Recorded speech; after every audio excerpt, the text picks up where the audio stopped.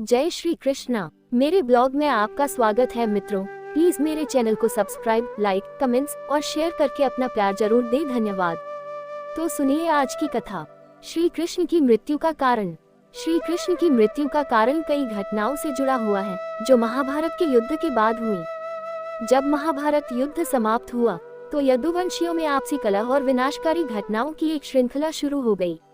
महाभारत के युद्ध के दौरान श्री कृष्ण ने पांडवों का साथ दिया और कौरवों का विनाश किया। युद्ध के बाद जब सभी योद्धा चले गए तो श्री कृष्ण और उनका यदुवंश शांतिपूर्ण जीवन जीने लगा।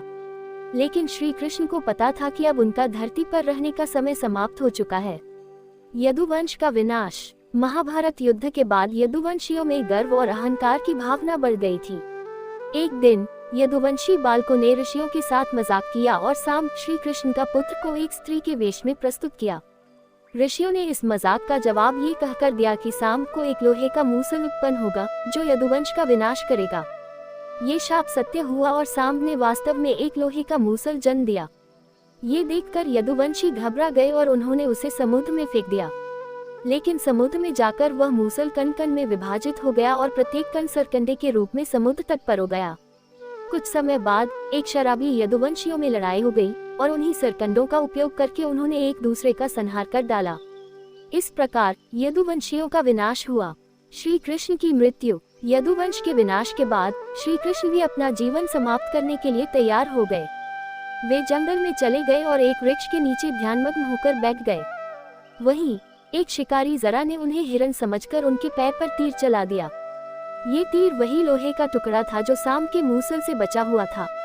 इस प्रकार श्री कृष्ण ने अपने शरीर का त्याग कर दिया। श्री कृष्ण ने मृत्यु के समय जरा को आशीर्वाद दिया और कहा कि यह उनकी पूर्व नियति थी। जरा को उन्होंने बताया कि वह पिछले जन्म में बाली था जिसे राम ने मारा था। इस जन्म में जरा के रूप में उसने श्री कृष्ण का वध किया जिससे उसका जीवन चक्र पूर्ण हो गया। द्वारका नगरी का निर्माण श्री कृष्ण ने कंस वध के बाद किया था। जब कंस का वध हुआ तो श्री कृष्ण और बलराम को मथुरा छोड़नी पड़ी क्योंकि जरासंध ने कई बार मथुरा पर हमला किया। अपने परिवार और लोगों की सुरक्षा के लिए श्री कृष्ण ने द्वारका नगरी का निर्माण किया। द्वारका एक अत्यधिक सुंदर और समृद्ध नगरी थी जिसे समुद्र के बीच एक द्वीप पर बसाया गया था। यह नगरी श्री कृष्ण के प्रमुख नगर के रूप में जानी जाती थी और उनके शासनकाल में यहाँ बहुत समृद्धि और शांति थी। द्वारका नगरी का निर्माण भगवान विश्वकर्मा द्वारा किया गया था जो देवताओं के वास्तुकार माने जाते हैं। यह नगरी समुद्र के ऊपर थी और इसके चारों ओर एक मजबूत किला था जो इसे आक्रमणकारियों से सुरक्षित रखता था। द्वारका नगरी को उसकी अद्वितीय स्थापत्य कला, समृद्धि और भव्यता के लिए जाना जाता था। श्री कृष्ण की मृत्यु के बाद द्वारका नगरी का भी विनाश निश्चित था। जब श्री कृष्ण ने शरीर का त्याग किया तो समुद्र ने द्वारका को निगल लिया। इस नगरी के साथ ही श्री कृष्ण का परिवार और उनके अनुयायी भी समाप्त हो गए। द्वारका नगरी के विनाश के साथ ही श्री कृष्ण की लीला भी समाप्त हो गई। द्वारका नगरी के विनाश का ये कारण था कि श्री कृष्ण ने जब इस नगरी का निर्माण किया था तभी केवल तभी तक सुरक्षित रह सकती थी जब तक श्री कृष्ण धरती पर विद्यमान थे।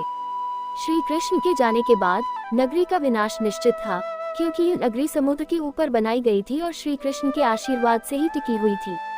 पुराणों में द्वारका नगरी का बहुत ही विस्तृत और भव्य वर्णन मिलता है। विष्णु पुराण, भागवत पुराण और हरिवंश पुराण में इस नगरी की समृद्धि, इसकी भव्यता और इसके विनाश की कथा को विस्तार से बताया गया है। द्वारका का विनाश समुद्र के द्वारा होना ही था क्योंकि यह नगरी श्री कृष्ण के जीवन के साथ ही जुड़ी हुई थी।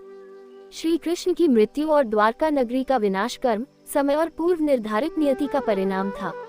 यदुवंश का पतन, श्री कृष्ण की मृत्यु और द्वारका नगरी का विनाश सभी इस बात को दर्शाते हैं कि समय के साथ सभी चीजें बदलती हैं और सभी के लिए एक न एक दिन अंत निश्चित है।